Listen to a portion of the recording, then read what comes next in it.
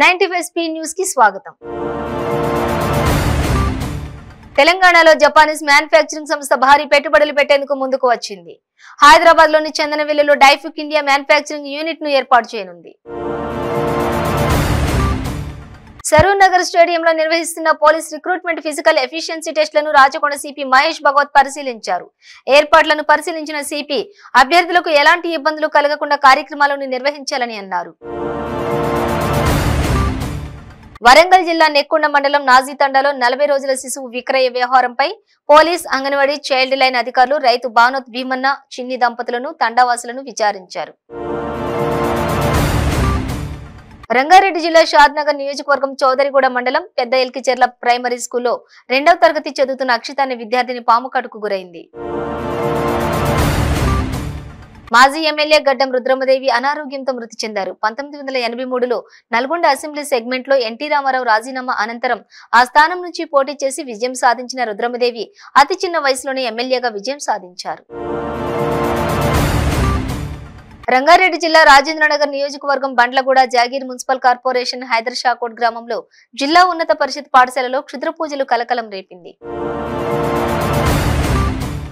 సంగారెడ్డి జిల్లా రామచంద్రపురం మండలం పరిధిలోని బెల్ బస్ డిపోను జిల్లా బస్సు డిపోగా మార్చే యత్నాన్ని ఉపసంహరించుకోవాలని డిమాండ్ చేస్తూ బీజేపీ రాష్ట్ర మహిళా నేత సి గోదావరి అంజిరెడ్డి ఆధ్వర్యంలో ధర్నా నిర్వహించారు. ఉత్తరాంధ్ర పర్యటనలో భాగంగా శ్రీకాకుళం జిల్లా రణస్థలంలో సభను ముగించుకుని తిరుగు ప్రయాణంలో Janasena party PAC chairman Nadendla Manohar కు పాయకరావుపేట నియోజకవర్గంలో జన సైనికులు, వీర మహిళలు హారతి ఇచ్చి ఘనస్వాగతం పలికారు. భారత్ జోడో యాత్ర స్ఫూర్తితో జనవరి నుంచి గ్రామాల్లో పాదయాత్ర చేయనున్నట్లు ఏపీపీసీసీ అధ్యక్షులు గిడుగు రుద్రరాజు ప్రకటించారు. మీట్ ది ప్రెస్ లో ఆయన మాట్లాడారు. తన మీద నమ్మకంతో రాష్ట్ర బాధ్యతలు అప్పగించిన పార్టీ పెద్దలకు ధన్యవాదాలు తెలిపారు. కొండపల్లి మున్సిపాలిటీ పరిధిలోని కొత్తగేటు సమీపంలో ఎమ్మెల్యే వసంత కృష్ణ ప్రసాద్ ప్రతిష్టాత్మకంగా చేపట్టిన ప్రైమరీ హెల్త్ సెంటర్ గోడలకు బీటులు పారాయి. భారీ బీటులు రావడంతో నిర్మాణం నాణ్యత ప్రశ్నార్థకంగా మారింది.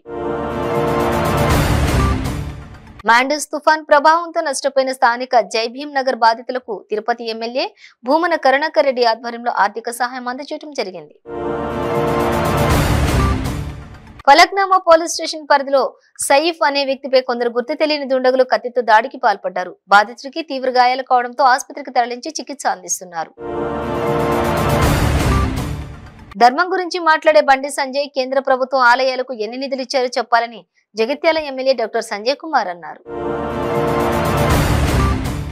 కేంద్రంలోని బీజేపీ ప్రభుత్వం తెలంగాణలోని మానవ హక్కులను హరించి వేస్తోందంటూ కేసీఆర్ బిడ్డ ఎమ్మెల్సీ కవిత చేసిన వ్యాఖ్యలపై బీజేపీ రాష్ట్ర అధ్యక్షులు ఎంపీ బండి సంజయ్ కుమార్ ఘాటుగా వ్యాఖ్యానించారు. బీఆర్ఎస్ అనేది వ్యక్తి పేరా లేక దేశం పేరా స్పష్టం చేయాలని బీజేపీ నేత బూరా నర్సయ్య గౌడ్ అన్నారు. కాంగ్రెస్ హయాంలో ఢిల్లీకి సూట్ కేసులు వెళితే కేసీఆర్ హయాంలో కంటైనర్లు వెళ్తున్నాయని ఎద్దేవా చేశారు. హైదరాబాద్ కొండాపూర్లో అక్రమంగా వెలిసిన గుడిసెల తొలగింపులో ఉద్రిక్తత చోటు చేసుకుంది. కొండాపూర్ జేవీజీ హిల్స్ కు సంబంధించిన పార్క్ స్థలంలో అక్రమంగా వెలిసిన గుడిసెలను జీహెచ్ఎంసీ సిబ్బంది తొలగించారు. కేంద్ర రాష్ట్ర ప్రభుత్వాలు అనుసరిస్తున్న ప్రజా వ్యతిరేక విధానాలపై వచ్చే ఏడాది జనవరి 26వ తేదీ నుండి 2 నెలల పాటు రాష్ట్రంలో పాదయాత్ర నిర్వహించనున్నట్లు ఏపీసీసీ అధ్యక్షులు గిడుగు రుద్రరాజు తెలిపారు. మేడ్చల్లో మద్యం తాగుతూ గుండెపోటుతో వ్యక్తి మృతి చెందాడు. సత్యనారాయణ అనే వ్యక్తి మద్యం సేవిస్తున్న సమయంలో ఒక్కసారిగా గుండెపోటు వచ్చింది. దీంతో ఆ వ్యక్తి అక్కడికక్కడే కుప్పకూలిపోయాడు. సమాజం పట్ల అభ్యుదయ భావాలతో సేవా దృక్పథాన్ని కలిగి గత 20 సంవత్సరాల కాలం నుండి విభిన్న ప్రతిభావంతులకు విద్యా, ఉద్యోగ అవకాశాలు కల్పించేందుకు విశిష్ట సేవలు అందిస్తున్న డాక్టర్ యువి రమణరాజును బీజేపీ రాష్ట్ర అధ్యక్షులు సోము వీర్రాజు స్వయంగా కలిసి శాలువాతో సత్కరించారు. గుంటూరు జిల్లా తెనాలిలో జిల్లా కలెక్టర్ వేణుగోపాల్ రెడ్డి పర్యటించారు. వ్యవసాయ శాఖ, సివిల్ సప్లై అధికారులతో కలిసి వరి పొలాలను పరిశీలించారు. రైతులతో మాట్లాడి వారి సమస్యలను అడిగి తెలుసుకున్నారు. భూ సమస్యలు శాశ్వతంగా పరిష్కరించేందుకు ముఖ్యమంత్రి జగన్మోహన్ రెడ్డి వైకాపా ప్రభుత్వం జగనన్న శాశ్వత భూ హక్కు పత్రాన్ని రైతులకు అందిస్తున్నారని ఎమ్మెల్యే నవాజ్ బాషా తెలియజేశారు. మాండూస్ తుఫాన్ తో నష్టపోయిన రైతులకు ఎకరాకు 10,000 రూపాయలు పరిహారం అందించాలని గూడూరు సిపిఐ పట్టణ కార్యదర్శి షేక్ కాళేశ్వర్ డిమాండ్ చేశారు. గూడూరు సబ్ కలెక్టర్ కార్యాలయం ఎదుట నిరసన కార్యక్రమం నిర్వహించారు. కాకినాడ జిల్లా గోకవరం పిహెచ్సి భవన నిర్మాణం పెండింగ్ పనులను వెంటనే పూర్తి చేయాలని జిల్లా కలెక్టర్ డాక్టర్ కె మాధవిలత అధికారులను ఆదేశించారు. స్థానిక గోకవరం పిహెచ్సి భవన నిర్మాణ పనులను ఆకస్మికంగా ఆమె తనిఖీ చేశారు.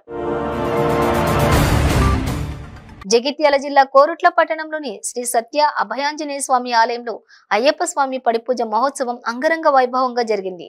అయ్యప్ప స్వాముల శరణ ఘోషతో ఆలయ ప్రాంగణం మారుమ్రోగింది.